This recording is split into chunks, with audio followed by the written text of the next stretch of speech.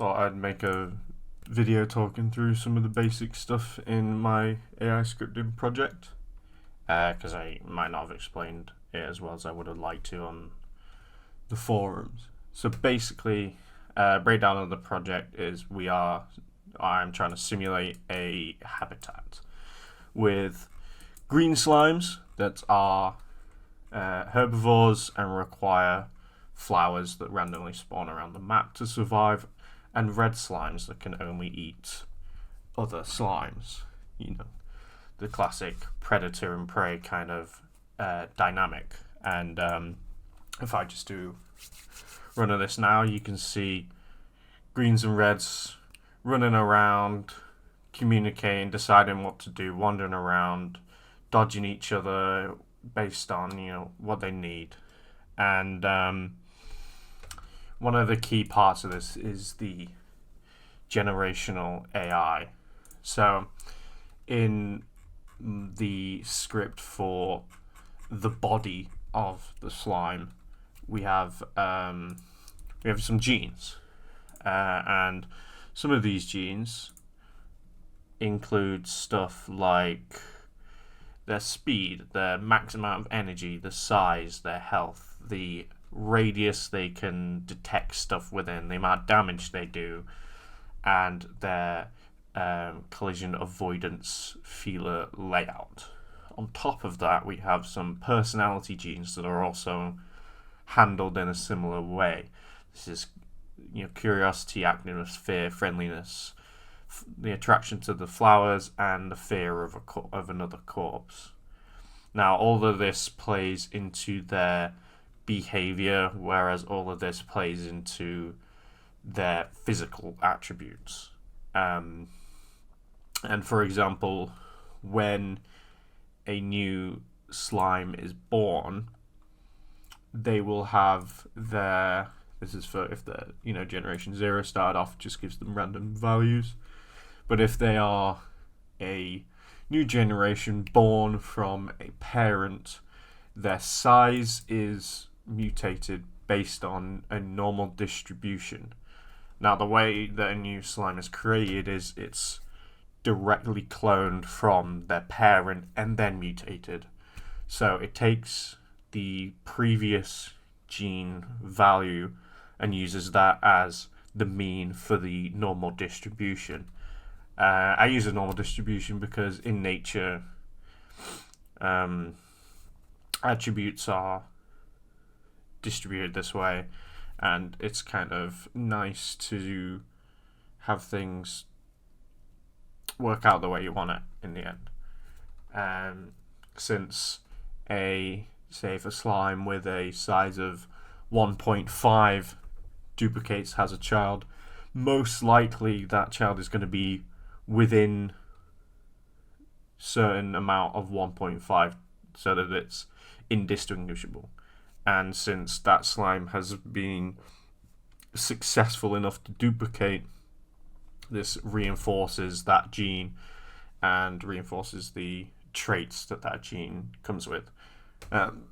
Now, in this particular one, the speed, max energy, energy drain, and stuff is based off of the size and the speed. So that if a slime is bigger, it's going to move slower. And if it's bigger, it's going to have more energy maximum, so it will, in turn, live longer and not require as much food to stay alive, but it has a bigger tank, basically. And if it's bigger, it has more health because it's got more body. Now, originally I had all these genes individually mutate. And what happened very quickly was that a slime would become as big, as fast, as efficient as physically possible, and nothing would ever die. Now, that was before I had the red slimes implemented, so green slimes kind of had to fight for their own food. But when they all became as successful and efficient as possible, there was nothing to limit their numbers. A slime would have to eat food once in a fortnight, so nothing would die and it would quickly spiral out of control. So I decided, like in the real world, certain traits are based off of certain genes. If you're a bigger human being, you're going to need more food, but you're also bigger, so your body works differently. You deal with heat and cold differently, and there's certain advantages and disadvantages to that. Now, the second important part, actually, this baseline script is, as I said before, acts as the body. So this handles health, energy, living, doing the basic stuff that a slime can do in this scenario. It works as a behavior manager, or steering behavior manager, and all that stuff. So that acts as the body. Now I have the slime behavioral script, which acts as the mind, aka the personality and the decision making. Now, a lot of the time, this is talks back to the body a lot, and the mind and body communicate to, check certain things and change certain things, as it does with any creature. So inside this script, we have a few things, but basically, a slime has a radius around them. If I pause it here, you can see here we have one slime with this radius. Now this is what I called the pheromone radius, and this is, since slimes don't have eyes and ears and stuff like that, sensory organs, they can only detect what is close to them. Originally, I was gonna have it kind of the other way round, and that everything of interest would leave behind pheromones. So, say this slime here had come down, straight down from above, they would leave, circles of where they had been, and another slime could smell the pheromone, be like, oh, I smell a green slime, and it was here 5 seconds ago, and it was heading in that direction. Do I follow them? How am I going to deal with that? But early in development, I realized slimes are going to leave behind a lot of pheromones, and having a few more slimes than a base number, it would end up in a lot going on, and one single slime could detect, 20 different other pheromones, and there'll be a lot of computation for one to do, and then you have all the others that have to do an equal amount. And I decided to go the other route of every slime just having one radius, and they detect everything within that radius. Now, if I look at the slime behavioral script here, so for this specific slime, we have a few different arrays. We have things in radius. This is just a list of the colliders that the circle picks up, and this can be any single game object that has a collider. So the environment, other slimes, the flower, food, corpses when one dies, stuff like that. And then we have things of note, which is this things in the radius filtered down. So for example, it doesn't need to know itself. It knows where itself is. It doesn't need to store that because the sphere trace, or circle trace, sorry, will pick up itself, and we don't need that. And also, we don't need to know necessarily where the wall is if it's not near the slime, because they have the collision avoidance feelers on them. So now we have this list of things of note, and as you can see, each one is attributed a weight. We obviously have the game object and script references and stuff if it decides to refer back to that, and it can also check some values. So for instance, this flower is starting to fade out because this green slime here ate it, And we can see this green slime has attributed that a weight of 0 because it has been eaten and therefore has a food amount of 0. Now, if I would go over to here, this red slime has a green slime in its radius, and it had another red slime in its radius, but it's not updated when the time I paused it in. We can see, even though red slimes need greens to eat, it has a very low weight. Now, that is because it currently isn't extremely hungry. Now, I've helped along the decision-making system so that, you know, I originally had red slimes just attack everything and eat them, because then they would have more energy and then duplicate and be much successful. But that quickly ended up with green slimes going extinct because the reds would eat them all, and then all the reds would die off, and it was a bit of a nightmare. So I had to add a few things just to keep numbers in check. So one of those things is that a red slime won't want to go for food unless it is hungry, for good reason. You don't want to waste energy if you don't need it. Now, red slimes can also, based on the personality genes here, we can see this slime has a friendliness of 0.7, so it's pretty friendly. And if it wasn't friendly, it might decide to attack another slime if it's hunting within its area, because slimes are very territorial. If you take out another one that might be your competition, that increases your likeliness of success, whilst also lowering the total green slime that need to be eaten for reds to survive.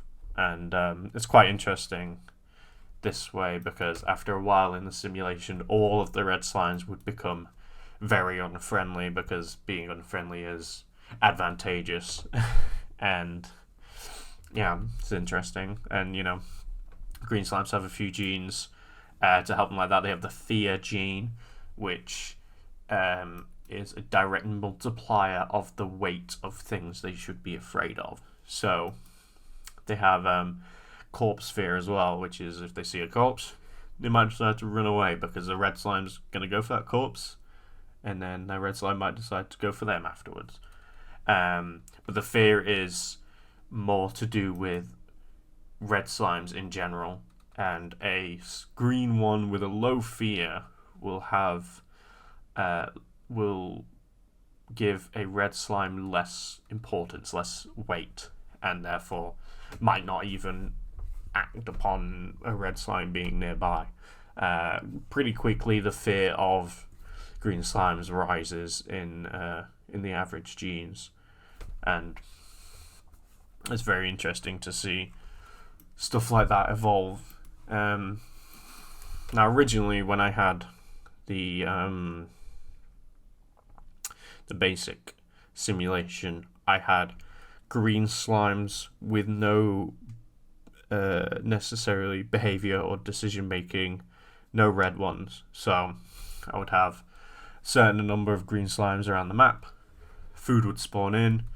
They would eat the food. You know, the ones who got to the food first would be able to eat them, and then repeat. Now, in this stage, the slimes had immediate knowledge of where every single flower was, and they could detect all of them. So they knew instantly which is the closest. They would head to the closest, and in hopes of being able to eat it. If they ate one, then they would be more likely to duplicate because they'd have a higher amount of energy. This made the generational model a lot more apparent because it was so simple. Faster slimes would be more likely to get the food and birth faster children, and so on and so on and so on. But what I've discovered in my newer simulations is that with the addition of the personalities, each kind of class can survive. So it's not necessarily small, fast, nimble. Now it's sometimes a slime with more fear. They might be bigger and slower, but they're a bit more in for the long game, and they don't eat food as often, but they're still around compared to only one type being advantageous. And that's the basics of the project there. It's really interesting to see, what can happen with this. And one of my favorite things about this is the text data. So every simulation, you can choose your sample time. It just puts it all out into a very nice CSV file, and this gives you the ability to, this isn't a good example, obviously, but you can, make a graph super easily over time. You can see average gene values. So here we can see the average amount of energy drain, and so on and so forth. And it's really, really interesting seeing like green population compared to red population, how genes shift around when the greens get faster, the reds also kind of get faster, and how much that depends by is how many are in the population. Like if the green population is a lot bigger, therefore there's more competition, and those with more advantageous traits will succeed more often. When if there's not that many slimes and there's loads of food, then everyone's kind of going to get a bit of a bite. It doesn't really matter that much. So looking forward, what I would improve about this, there's a few little things. First of all, the wandering behavioral state is a little congregating into the middle of the map, as you can see. And green slimes, some of them like to congregate together, and the reds pushing them away with the fear makes them congregate even more, as you can see here. Perfect example. There's 3 reds, and each slime is afraid of the reds, and they're all being pushed into the middle, and the reds are just chilling out. They don't care. But then other greens get pushed into the middle, and it doesn't make for that good of a simulation because there's food all around that doesn't get touched. A few of the behaviors I would like to expand it upon and make the lives of the slimes a bit more complicated. I put this in my forum post, but I'll say it here. To duplicate a slime only needs a certain amount of energy, then they can duplicate, and you get energy by eating the food, and you get the food by being successful. So it pushes that forward. But I thought it'd be really interesting to kind of see more in-depth behavior. So say slime had to lay an egg, and then the egg was around for a certain amount of time before it hatched. Would slimes that protected their egg be advantageous, or ones that kind of left it alone? Or would red slimes who only went for eggs be more advantageous than those that didn't? And thought that would be interesting if I decided to continue with this project. But overall, I'm pretty happy with how it ended out, and I can see some amazing stuff to happen. I've had a lot of fun just seeing some of the stuff that they get up to. Some of my simulations have been like 20-25 minutes long, and there's still a decent population going around, and that's really interesting to see. So thank you.